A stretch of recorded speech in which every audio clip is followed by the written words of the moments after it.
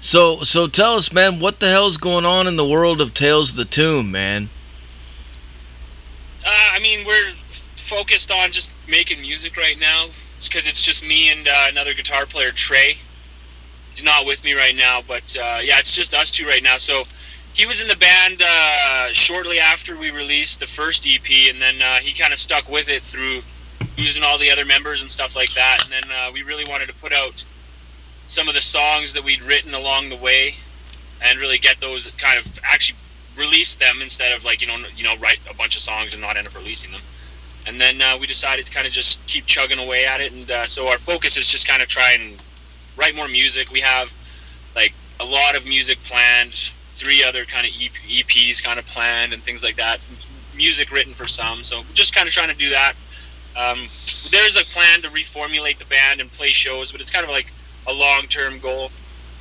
You know what I mean? We're not in any rush because I mean we just want to find the right people, right? You know how it is. Hell yeah, dude. Right on, man. Well, I love the tunes, man. So far, we were just playing, the Nightmare Hall. Oh fuck! Thank you, man. Thank you. Yeah. Yeah, it's fucking Yeah, badass, dude. thank you. Yeah, that one is one of the songs that Trey had a larger hand in writing. Some of the songs he wasn't even in the band for when they were written, and then so that one has a lot more of his elements of guitar playing and sounds a little bit more tech, and things like that. So it was really kind of where he was able to come out of his shell in writing with the band and things like that. So we're stoked on that song. So how did this band come about? Like, how did you guys get started and everything? Well, early on, I think it was 2013. I was me and the original vocalist. We would just hang out and kind of get drunk, in the basement, having a good time, and we'd always listen to like Macabre and pump metal and stuff like that. And I was actually in a different band back then, a metalcore band called These Colors Don't Run. And then I started hanging out with the original vocalist, and we were just starting to make death metal songs because like I was playing metalcore, and me and him kept talking like we should make some death metal songs, you know what I mean, just for fun, whatever. And we were listening to like Macabre was kind of like the band we were kind of jiving with the most at the time. So we were like, hey, like why don't we write some like we started writing some songs, and then we are like, let's write lyrics. What should we write about? And we're like, oh, let's write about like serial killers like Macabre does, because that's kind of more interesting than like kind of coming up with like fanatical extreme like situations off the top of your head, you know what I mean? And then from there it was just like we wrote Snowtown. That was the first song we wrote after watching some like Netflix documentary on it, getting drunk watching Netflix, you know what I mean? And then just like hanging out, and then we were jamming with acoustic guitars, and then wrote that first song, Snowtown. And that's kind of how the band was born, out of just getting drunk and having a good time playing metal. Hell yeah. How'd you guys come up with the name of the band, Tales of the Tomb? Yeah, so after we decided to kind of mirror Macabre with the serial killers and kind of real life stories, and kind of came up with a tagline like, like we want our songs to kind of be more about like how reality is scarier than fiction.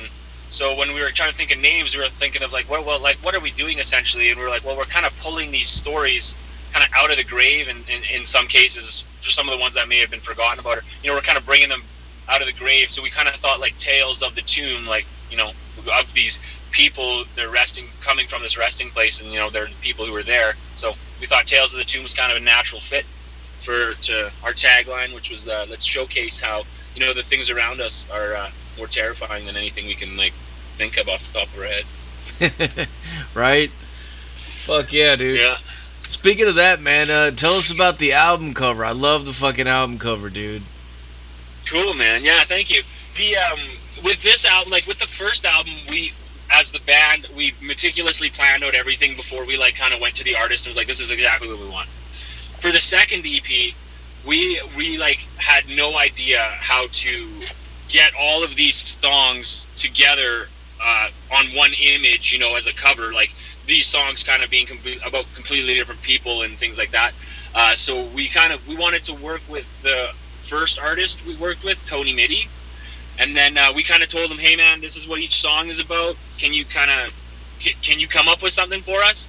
You know what I mean? And then that album cover is pretty much like the first draft of what he came with. So I mean, 9/11 being a single, we have Twin Towers in the center with kind of with the puppeteer hands. We have like Fall and David Koresh in kind of like skeleton form in the bottom right and left hand corners, kind of to represent their songs. You know, their David Koresh is past, so it represents him kind of being dead. And the other one being Paul McCartney, which is our song is it's rumored that he's dead, and then so it kind of represents him being dead. And then actually, if you look in the top right and left corner, there's actually mermaids kind of in the engraving artwork, kind of to hint at the Mermaid in the Manhole bonus track. Oh yeah, dude, very cool, man. That's cool. I didn't even put all that together. Like when I was looking at it, I was just seeing the Twin Towers and the puppeteer fucking hands and shit, and that's what grabbed my attention. That's because it's the biggest theme on the album, and so kind of took center image. But yeah, we try to like to have like things like that where everything is kind of connected in a certain way, and again, it's a little bit of a shout out to like the Beatles albums and their conspiracy on how they had so many of their albums have like hints at their conspiracy theories of the Paul actually being dead and things like that. Yeah. That's cool though, man. That's cool when you have something like that where you can just keep looking at it and find different stuff on it too. Yeah, cool. Thank you. Yeah, and then we got like the back is kind of dedicated to Nightmare Hollow with like the alien evolution being under like the cityscape, and then the whole inside cover is sort of dedicated to the Dyatlov Pass incident because it's kind of like a mountain snow pass with like bodies buried in the snow and stuff because it's about hikers who got lost in the wood in like the Russian mountain pass, and they were found in really weird like they had like weird internal radiation burns, and like I think one was missing their tongue, and they were kind of like out in the snow like in their underwear. They kind of like had like they just ran out of their tent. There was evidence of it being ripped from the inside, and they ran out into the cold in their underwear, and nobody really knows what happened.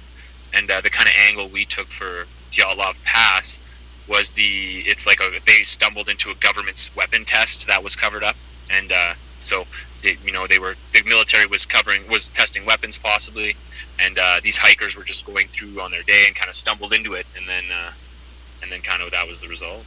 Fuck yeah, man, love it, dude. Yeah. I got some questions from the chat room. Vicky Grandy wants to know, what are some of your influences? Cool, thank you. Yeah, the biggest one being Macabre for kind of the whole reason the band has started and exists and things like that, and the theme behind it. Musically, though, like bands kind of like Dying Fetus is a huge one for myself. I know Trey kind of is a big gent guy. He's really big into like Polini and bands like The Contortionist right now. So we kind of have a lot of influences from all over the place. I mean, we kind of try to take them from everywhere. I listen to lots of forms of metal, I guess. You mean everything from like thrash, like Iron Reagan, and kind of stuff like that, to kind of like tech death, like Obscura, and you know what I mean? So we kind of try to span it all. I even have a little bit of a soft spot for like pop music and stuff like that. So I mean, you got to take inspirations from everything. But our main influences would be like death metal bands like Macabre, Dying Fetus, Bloodbath, At the Gates, being some of the bands that Trey and I listened to growing up. So we just naturally kind of, I guess, gravitate towards trying to sound like that. Hell yeah. She also wants to know what are some of the places you'd like to play if you could play anywhere. I think the number one spot would for us to tour is just Japan. I think I took a trip out there a few times, and Japan is amazing. And I was actually able to see Obscura play in a club in Japan. So I think that would be like number one on our wish list would be like Japan. But I mean, anywhere really at this point. We haven't really stretched our legs too much. We've been kind of mostly in Western Canada. We've been out to Toronto once when we did that Vakken Battles thing, and we haven't really stretched our legs much farther than that. So it would be a really great just to kind of get playing anywhere in the States, or Europe would be also amazing as well. But I guess the number one wish list would be Japan. Would be the number one. Hell yeah. She also wants to know, what do you prefer, bubble baths or showers? Well, it depends. Depends what you're trying to do. After a nice, like a hot day, a hard day, bubble bath is relaxing. So I'm guilty of being found in one of those here and there. So yeah, I'd say I enjoy a good bubble bath. But if it's in the morning, you got to just rock a shower, get to work. Well, you mentioned serial killers, so I got to ask you, if you could be the fly, like a fly on the wall for any one of the serial killers that throughout history, which one would you be? Which one would you want to be there? That's a tough one because, like, I mean, we've thought about trying to focus on a psychological aspect of this too, of like why these people might have done these things. And there's a show on Netflix that just came out called Mindhunter that kind of like it's about the FBI interviewing serial killers and trying to learn about them to learn how to profile and stuff like that. And so, like, that's a tough one. I mean, one thing that I think there's, like, I guess a famous Canadian case um, where it's about Paul Bernardo and Carla Homolka or something like that, where like they were called like the Ken and Barbie killers or something like that. And like she apparently lied about a bunch of stuff in her involvement and stuff like that, and then apparently a bunch of tapes came out after the fact. So I mean, that being a Canadian one and there being so much controversy over her involvement or not, would probably just be one that would be an interesting answer to get, like to see exactly how involved she was, because I know there was stuff after the fact that came out that like made her like that showed her case, her involvement in it, things like that. So I mean, that being a homegrown one and things like that, I mean, it's a hard one to say because like you try to understand why the people are try to do these things and stuff like that. But yeah, so that's a really tough one to answer. I'd have to. I don't know. I myself, I would probably say Carl Panzram, but at the same time, I'd probably regret it. Yeah, well, no, that's the thing, because that's a tough question. Because you say that, you would say like, yeah, I would want to check out, like, I'd want to be there when like, or not, I want to be there, but like to be a fly on the wall when like, Richard Ramirez jumped through a window and did his thing. Like, yeah, you'd say that, but then you'd actually see it and you'd be like, I probably wish I never saw that. You know what I mean? So, yeah, it could be crazy, right? Have you ever checked out Last Podcast on the Left? Last Podcast on the Left, I can't say I have. Oh man, you got to check that out. It's really cool. They go into a lot of different serial killers and aliens and fucking conspiracy theories and like all kinds of weird shit, really man. But they definitely do a lot of research and they break it down, man. It's really, really cool. Check it out, man. The Last Podcast on the Left. Yeah. That's really cool, man. That's actually like right up our alley. We should hit them up. Some cross promo. Yeah, you can find that on Spotify, I believe. Awesome. Yeah, no, I'm gonna look into that for sure. I'm as you can tell, that's all right up my alley, man. Hell yeah. So tell us, man. Like as far as the recording of the album, like musically wise, what kind of gear are you guys using and stuff, and like how does the recording process go? Oh yeah, well, like, so for us, we have a guy in town. His name is Greg Wright. He runs kind of like a local studio out of his basement called Glass Audio. And I kind of know him from him being a sound guy in our local metal scene. And so we recorded the first album with him. And we had such a great time, and he's such a good friend of ours that we just wanted to record the second one with him. And what we actually did for this album is we just kind of recorded our guitars, through an Axe Effects, like the DI channels, just so we'd have like the raw guitar recorded and stuff like that. And for guitars, we like pretty much track all our rhythm guitars with Evertune guitar, anything that has like an Evertune bridge on it. So we used LTD guitars and a Solar guitar that had Evertune bridges in them. And then Trey wanted to use kind of his Ormsby. He has an Ormsby Goliath. It's like one of those kind of headstockless guitars. It's kind of cool things. He wanted to use that for his leads because he really likes like the guy. He has like a custom hand wound pickup from Ormsby or something in it that they offer or something. So we used that for the leads, and then so we kind of did all that for the guitars, and then we recorded the drums in like a different studio because he didn't have a drum room. And then, I mean, you're kind of your classic mics. I think we did like 57 on a snare. We had some like AKG C414s and stuff like that. I kind of forget exactly what we used on the drums. For the vocals, we actually used a ribbon mic, which is something I'm not used to using a ribbon mic on death metal vocals, but that was kind of cool. And then we kind of add some other kind of overdrive and stuff to make it sound, tight and like pro, that could like every other major album, right? And then so when we get all those kind of raw tones and that beds all those kind of foundation. That's what we would send to Christian Donaldson, and then he runs all those like raw tracks through kind of the gear that he has in his studio that's really pro. And actually, I made sure to ask him what he used this time, because I didn't ask Dan Swana what he used on our first record. But so for the guitar tones, we used like the original. I think it's the original PV 5150 block letter amps. It's like the amps that like Carcass used on Heartwork, and like it's the quintessential like death metal amp. Bass tone, we used the Dark Glass B7K, which is like this awesome overdrive kind of preamp pedal, and I actually own one myself, so I was stoked that he actually used something that I can use and have like our fill-ins use live to kind of have like our album bass tone and stuff like that. And then he kind of mixed it all. I'm not sure exactly what DAW he does or exactly what plugins he did, but he kind of put his polish on it, and it sounds awesome. We're really happy with what came out of working with Christian, so we'll definitely want to use him again in the future. Yeah, it sounds great, man. Thank you so much. You mentioned Axe Effects, and I was watching not too long ago Metallica doing like a rig rundown of their live setup, and that's pretty much what they're using now. And they were saying, that it's just so much easier than carrying around a bunch of amps, and it fucking gets the sound like.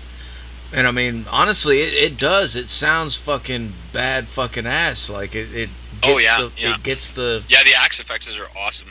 It's like, fuck, man, technology, dude. I'm still a sucker for tube amps, though. I'm still a huge sucker for tube amps. I've been trying to get that. There's a brand that I was endorsed by when we started out, but I'm currently trying to work out something with them right now. But they have a tube amp called an Obsidian.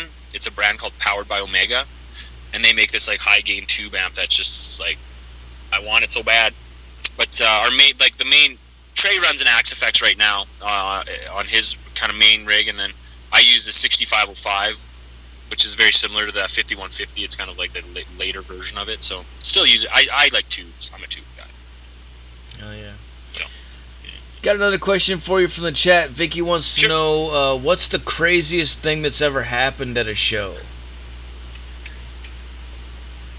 That's like any show in general, or probably specifically a Tales show. I'm trying to think. Any show. It could be your show or somebody else's show, or just pretty much anything. One thing that was kind of funny about it's not wild, but like me and the original vocalist went to a show one time, and we were just standing there in the crowd hanging out, and then we weren't playing that night, and one of the bands was like thanking the other bands for playing, and then they like shouted out Tales of the Tomb. They're like, "Yeah, thanks for Tales of the Tomb for playing." And then me and the vocalist were like what? We were just so confused, you know what I'm saying? So, I mean, that was something kind of hilarious that happened. I mean, one time we were in Grand Prairie, and one of the other band members in one of the other bands, he was like the drummer of like the other band.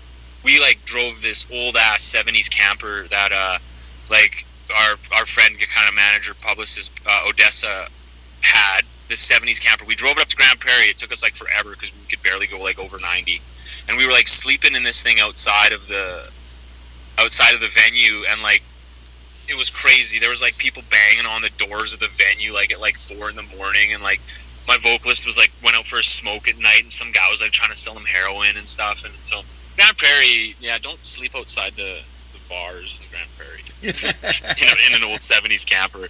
So that was wild. And then in a different band that me and Trey both played in called These Colors Don't Run, I think some dude like broke his ankle. This guy named Jesse ended up breaking his ankle or something like that, and it was actually one of the guys who was our merch guy from Tales of the Tomb. This is all before Tales of the Tomb. I was the guy who had pushed him in the pit, and accidentally he fell the wrong way, and so that was kind of wild. And then so I mean, we got to get out there and play more. It's been too long, you know what I mean? We're losing all these good stories from forgetting them. Well, speaking of that, what kind of plans do you guys have coming up for the future? Right, yeah, cool. Right now we're working on our next EP. We want to try to have it out by the same time next year. And then we are like, we're not looking too hard for people, to join. Edmonton's metal scene is got like a lot of bands, and so a lot of the players are already in a few bands, so it's kind of tough to try and you don't want to poach people and steal them from other bands or anything like that, or they're usually too busy to do stuff, which is fine. So we're trying to still get members and do that kind of thing too, but our main focus is really to just get more music out there.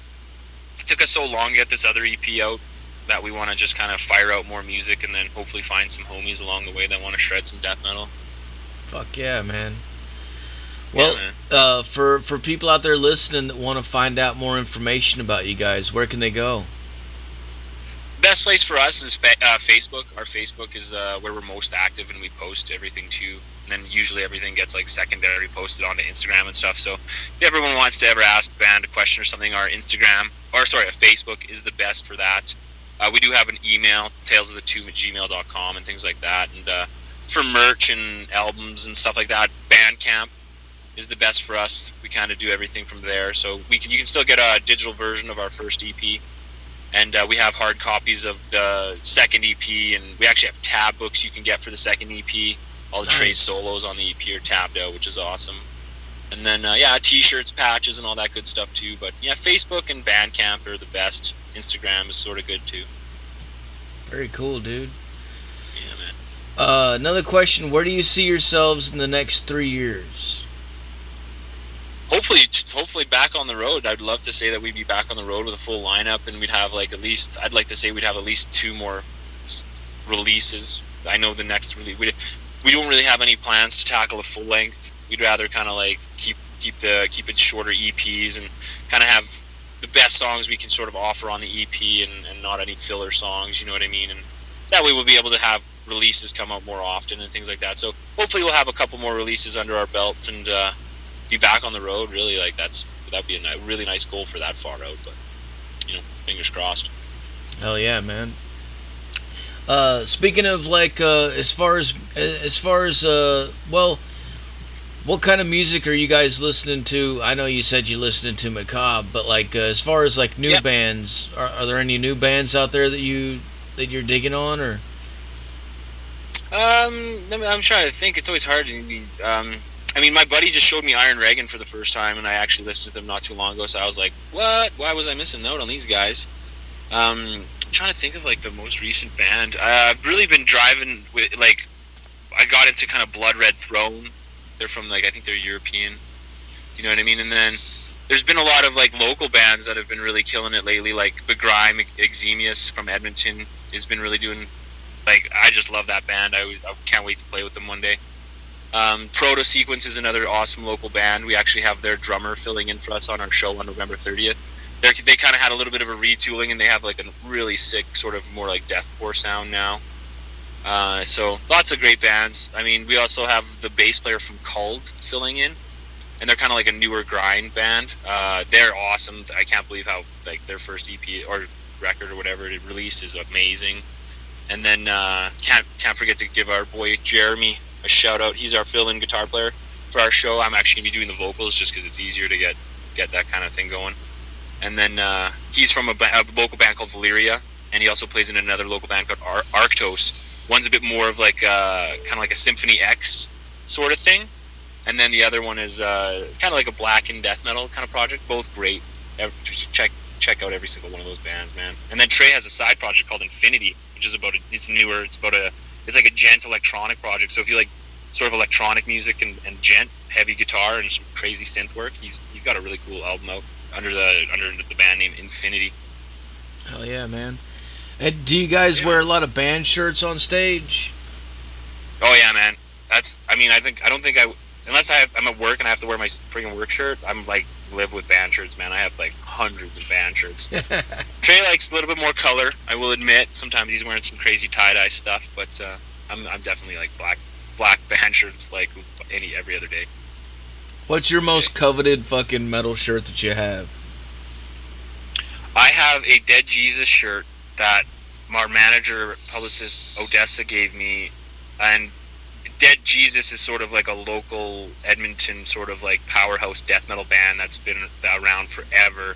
And she gave me this Dead Jesus shirt that has a tagline. It says "Keeping Kids Off God Since 1992," and it's Nice. I don't even wear it. It's like I'm gonna frame it. That's like all of my other metal shirts I wear because I like to show off. Like I like to, I got my new metal shirt. I got my new metal shirt.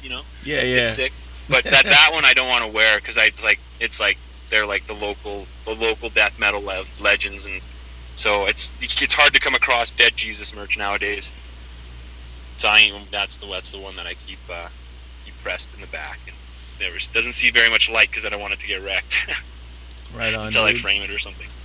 Yeah, man. Right on, man.